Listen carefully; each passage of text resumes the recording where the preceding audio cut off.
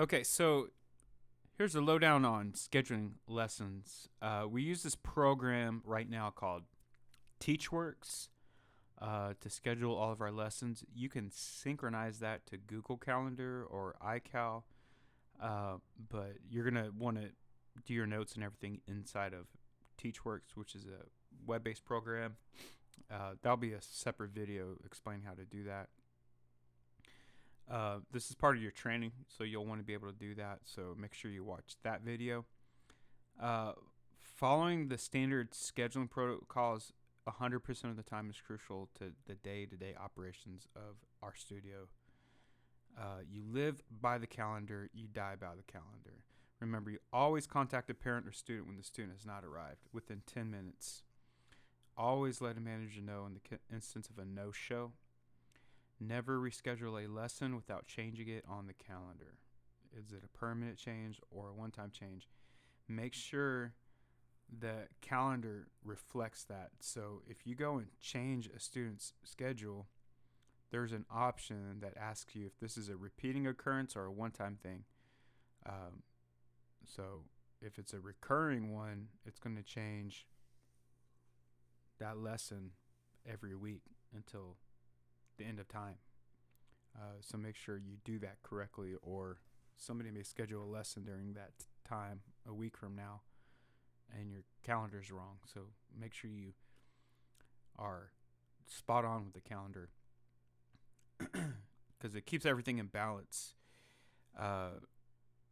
Read this is a memo. You can read this if you want to pause the video. This is an issue we had, and it just kind of shows some of the potential problems that can happen when we don't calendar things right, and when we don't report that a student is missing, and we keep charging the student and the parents not bringing the kid. Just to review what we talked about when we went over the student policies, if a student misses a lesson and they don't notify us, that's a no call, no show. They still get charged for that, so they don't get to make that lesson up unless you feel like they have a really good excuse and your heart goes out to them. And if that's what you as a teacher want to do, you can do that, but I don't require you to do that. I mean, you're here on your own time and the student doesn't show up, that's not your fault. You can send a text and say, "Hi, this is teacher. I want to let you know that we missed so-and-so. If any reason you're going to miss a lesson, please let us know ahead of time. I'll be happy to make up the lesson with a video or by letting so-and-so sit in on another lesson. Hope all is well."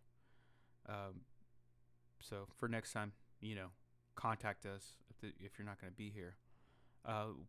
What that does, that's very important, because if a student is kind of like not 100% committed to doing this, that may be the one text that keeps them from just disappearing into thin air, because you're letting them know that we value them. And it is a big deal when students don't show up. They miss out, and we miss out on an opportunity to grow. You're also going to send an email with the same tone. CC the VP of Operations and myself for now, just so we can be in the loop. You don't necessarily have to come and tell us. Sometimes we're just super busy, and that's a lot for us to think about it all at one time. But if you email us, we can think about it when we have downtime. Continue to do your notes on TeachWorks even if the student doesn't show up.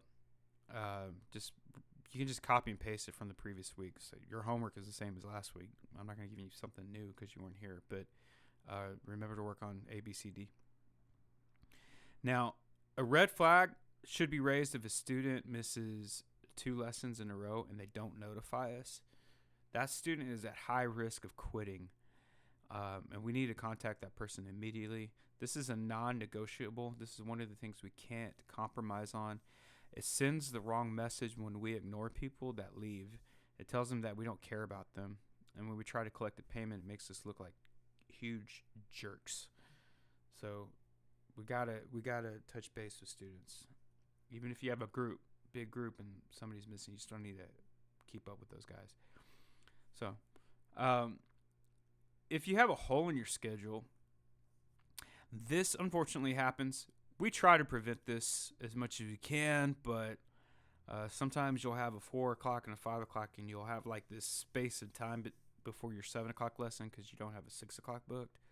So if you have like a permanent hole in your lesson, maybe you had a student, your 6 o'clock quit, and you can't move your 7 o'clock down, and now you have this hole in your schedule. We don't normally like that, so we're going to give you a couple of options. And again, these are options for teachers.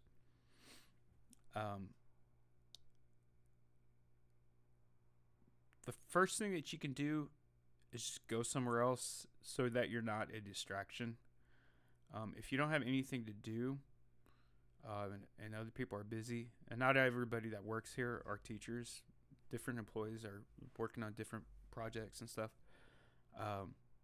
you might just be asked to leave or just go in your room. You're always welcome to hang out in your room as long as there's no lessons in that room. You can use that room for prep. You can organize your room. Most of our teachers use like the same room, but we do share rooms sometimes. But if you're like really proactive and you want to try to call prospects that might be interested in filling that spot, you are more than welcome to do some sales calls. We have a prospect list of like almost 2,000 people on it. So if you have a 7 o'clock open or 6 o'clock open, you can start calling down the list and tell people, hey, we have this new spot just opened up. Want to see if you're interested in taking it. Or you can move students around if you want to do that, if you're able to fill that hole. Back to the prospect calls. You're welcome to do that.